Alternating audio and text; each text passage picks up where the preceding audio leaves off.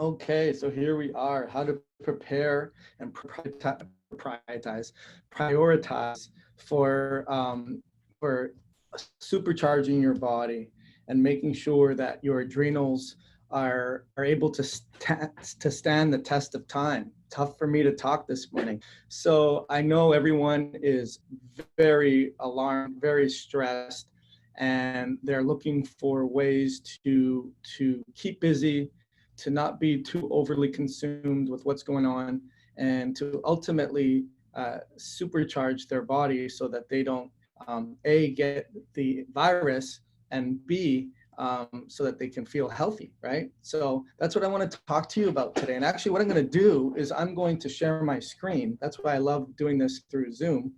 And what I want to do is share my screen and then bring this up. Hopefully you can see me here. And I wanted to talk to you about the HPA axis. So that is going to be right here. We're going to circle this for you guys. And that is going to be right over here. That's not actually a bad circle there, or elliptical thing. So anyways, I want to talk to you about the HPA axis. So you can see there's two major things that stress the HPA axis: stress and mast cells.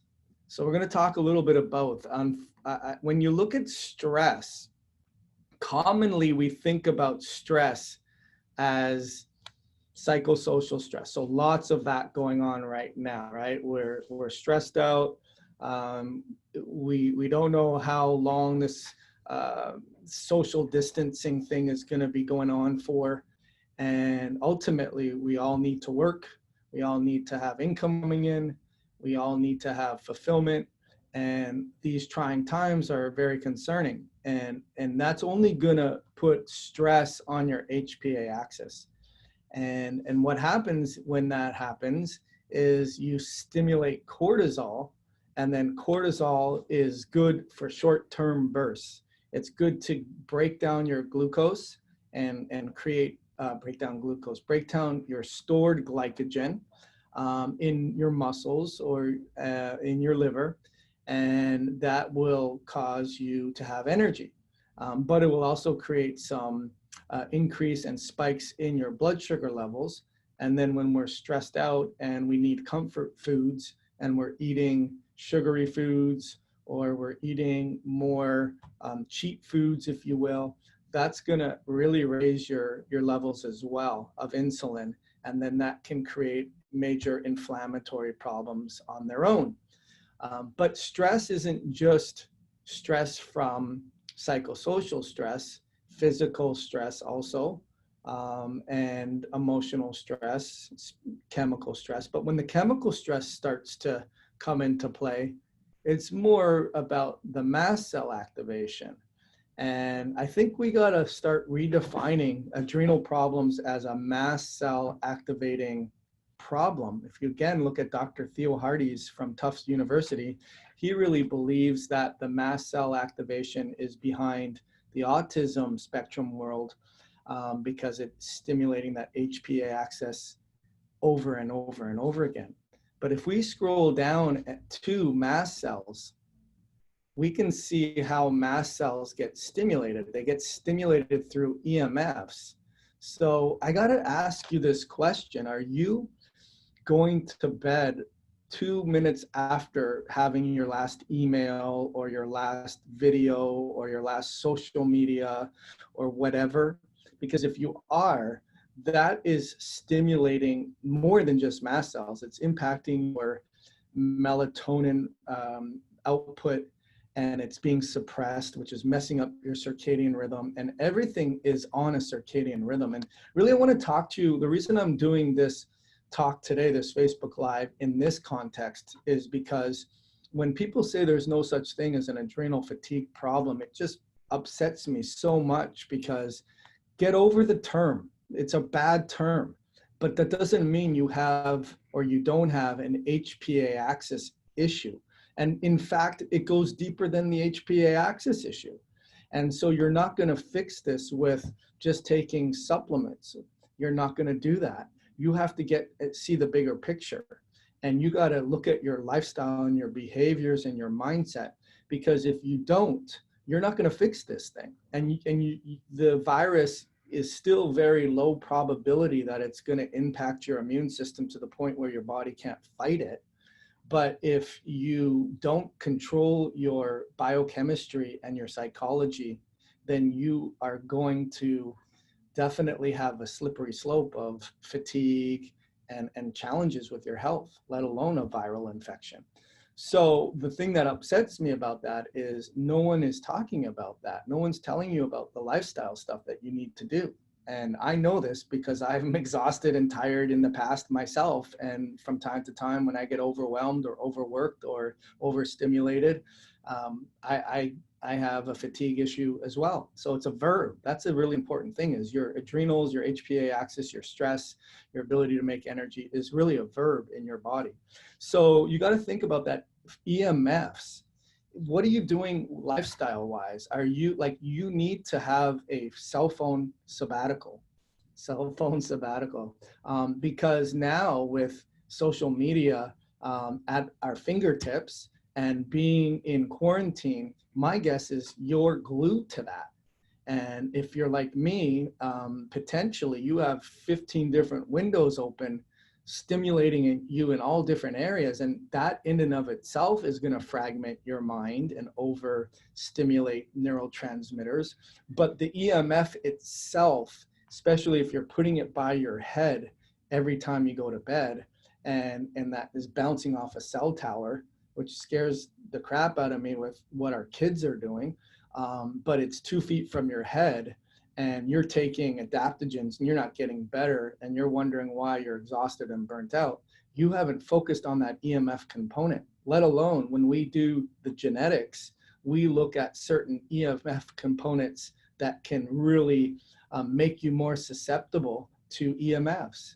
And that has to do with your voltage gates and how well calcium can pump, and magnesium pumps, and calcium, potassium, and how well they can basically get electrolytes and nutrients into the cell and waste products out of the cell. And if you're constantly with that cell phone, overstimulating yourself and being Pavlovian's dog every time a message alert goes off and you got to see who it is, you're stimulating your HPA axis and your mast cells, and their mast cells will stimulate histamine. And I just got off the call with someone who has really poor histamine clearance in their ABP1 and their HNMT and their MAO. And notice we haven't talked about MTHFR yet, and we haven't even talked about that. But when your mast cells are being stimulated from EMFs, mast cells will also stimulate or slow down your clearance of histamine. So now you have maybe allergies, redness, itchiness, runny nose, those types of things. And remember, your mast cells will stimulate your hypothalamus. So that's going to be a problem as well. Let me erase that. That was a bad drawing. Then we have other concerns like mold. And if you're in quarantine, you're in a house that's got mold and you're not opening the windows, that could create more mast cell activation, and that causes your cytokines to be released, and that requires good protein absorption. So you see how we're putting all those puzzle pieces together, and I can't do this if I don't know your genetic susceptibilities. I just don't understand how, if you're dealing with an adrenal problem and you've never had a genetic test done, how that doctor or yourself can help you. I don't get it. The other thing that I see major challenging is iron. Iron's a major challenger. People, be aware of your ferritin levels. For guys, I believe it's 30 to 300 or 30 to 400. 30 to 400 is the ideal range. Ideal is the normal ranges, normal. But those are of the sick people that get their labs tested and they put a standard deviation, and 31 and 399 are considered the same. That will stimulate this enzyme, NOx, which will stimulate your free radicals. And guess what also stimulates mast cells, which is not on this diagram, is viruses. the viruses stimulate that as well. So what our goal to do, and glutamate can stimulate your NOx enzyme, which MSG and crappy foods, and then smoking and also particulates, which are basically chemicals. Again, EMF, it wasn't good enough that it stimulated mast cells. It stimulates NOx, which stimulates mast cells, and then sulfites, which are major challenges. Some people, they have sulfur drug intolerances, which tells me you're probably not reducing your sulfites. And then down here is stress, right? So what I typically tell people is our goal is really to eliminate all of these things, glutamate, you know, exposures to smoking particulates, clearing out your sulfites, reducing your EMFs, reducing your stress, reducing the impact on NOx, not producing your superoxides or your hydrogen peroxides, addressing the molds, reducing the stimulation to your mast cells, even though you may not have touched the viral thing, reducing your EMFs, reducing the impact of cytokine release, reducing the mast cell impact on the HPA axis, being aware of your stressors and making sure that's not adding to it, reducing the HPA axis burden, reducing histamine, so you don't have to worry about clearing it out as much.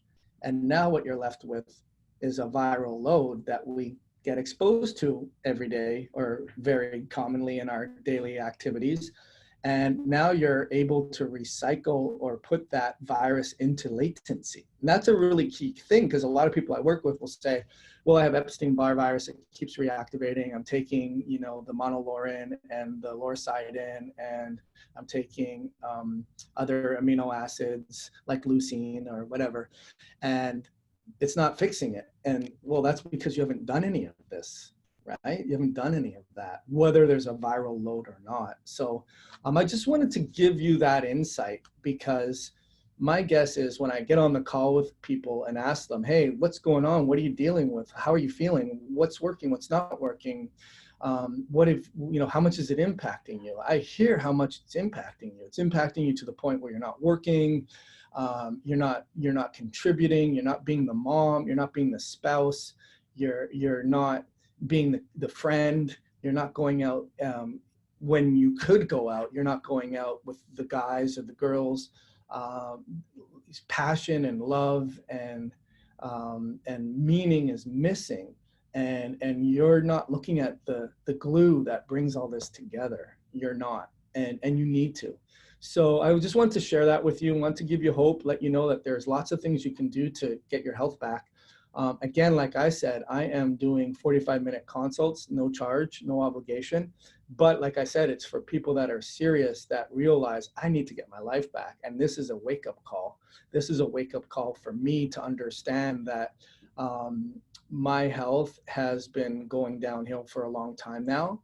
And if I want to be proactive and make sure that something like a viral outbreak isn't going to take me down, I need to do it now. I needed to do it yesterday, but this is the wake-up call that I'm looking for. I'm decisive, I'm serious, I want to get better. No one's told me about mast cell activation or EMFs, or, you know, I thought it was okay to sleep with my phone by my bed and not put it in airplane mode, and I didn't realize how much that's impacting me.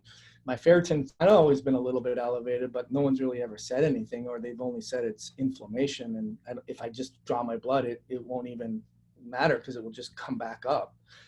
You need to put all these puzzle pieces together. If that sounds like you and you're wanting to get this fixed, and so that you can come out of this ahead or more energized than you went into it, then that will serve the purpose of why this happens. And you always have to think about, what's the purpose of this? What can I learn from this? What can I take away from this? What can I be better by this? Because ultimately, if you take that attitude, you're already ahead of the game, because you're addressing this component, which is impacting this. And I tell people, like, it's a big part of what I do is we need to understand what we have, our gratitude and celebrations, because if we don't, we're going to just, by definition, impact our HPA axis adversely. So I'll put a link to that. Please put your comments in there. I'll go through this after we're done, because I can't see your comments live. and I will address what you have to say, and hopefully you and I can sit down and get your health back. All right. Hope you guys have an awesome rest of your day. Take care.